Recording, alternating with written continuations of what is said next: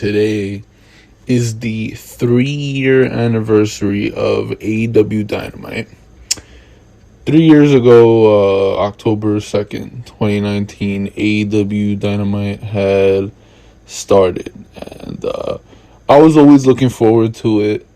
I remember I was like, yo, I'm going to watch AEW when, Dynamite comes on TV.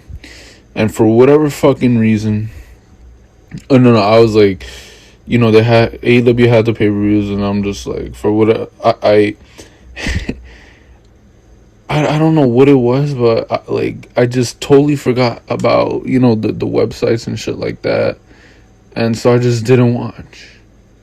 And I didn't watch it till the first episode of AEW Dynamite. And once that first episode of AEW Dynamite happened and I watched it, I've been hooked ever since. There was a point where, I honestly, bro, honestly, I think that if AEW didn't have, if AEW didn't happen for the most part, I don't think that I'd really be into wrestling right now, honestly. When AEW debuted, when, Dynamite debuted, I was at the point where I was just fucking, I'm just I was going through the motions. I was like, whatever, fuck, wrestling. I'm just watching to watch because it's a habit, and I'm watching because, I this is what I know and shit like that. And when I watch AEW Dynamite, I was like, oh fuck, this shit is good. I mean, when that shit showed up, when Dynamite happened, this episode, I remember Cody versus Sammy. I remember that one. Sammy came out in the Panda shit, whatever, and it was a good showing for Sammy, shit like that. And Cody beat Sammy, right? Then you had MJF versus Brandon Cutler.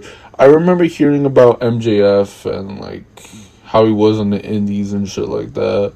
And I totally I totally didn't think that he'd be the star that he is now, but I remember he was fucking he was fucking great.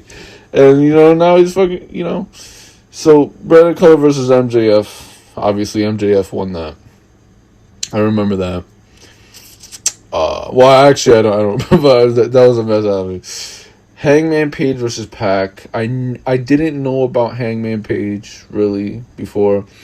Pac, obviously, I knew Neville, and Pac won that. But now I'm I fucking love Hangman Page. Hangman Page is my favorite AEW wrestler.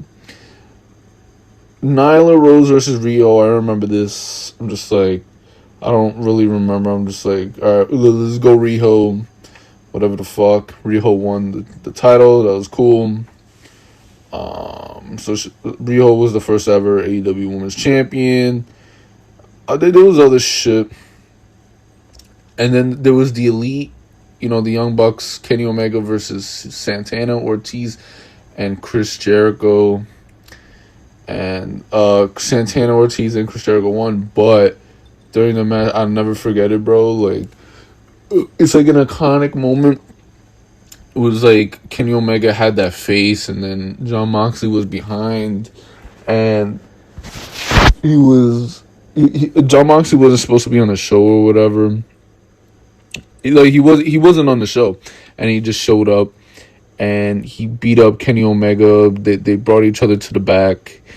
And Jon Moxley put Kenny Omega through the glass table and shit like that. I was just and the way the arena was lit, and hopefully I think they're bringing it back maybe because now it's darker, but the way it was, and now you look at the someone had posted about the the one of the first the beginning of the AEW Dynamite shit, where it was the color blast and shit like that.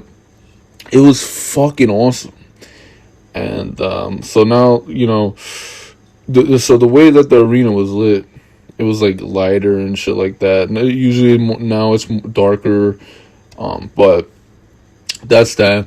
And then John Moxley put Kenny Omega through the glass coffee table, whatever the fuck. It was just so fucking good, and I remember that.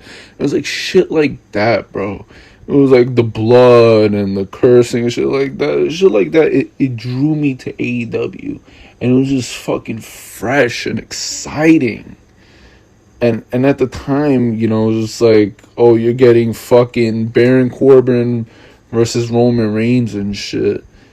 And it's like, you're like, and then you get this, and it's like so fucking good, bro. I'm just like, Jesus Christ. And it was a nice change of pace, and it was fucking exciting.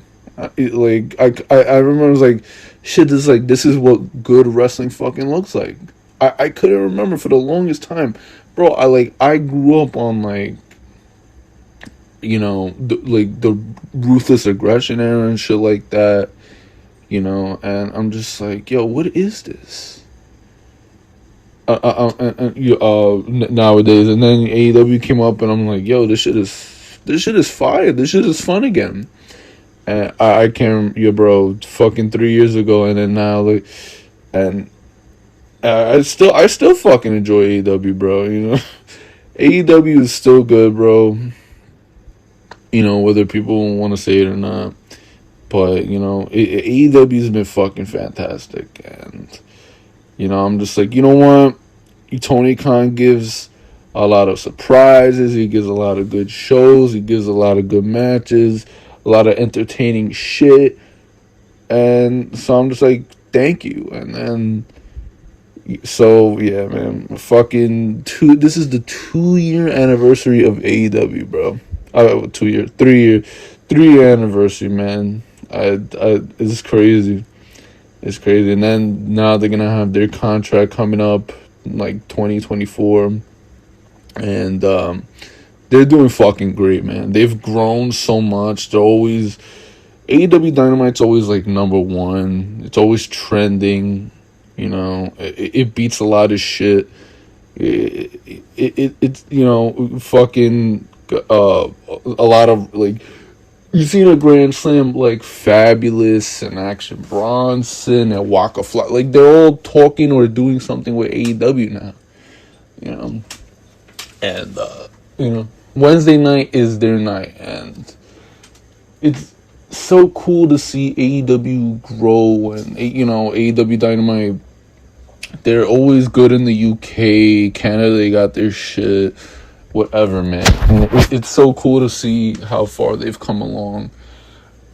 And in 2024, they're gonna get a big bag, bro. AEW, whether people like it or not, is the best, one of the best, if not the best show on Wednesdays.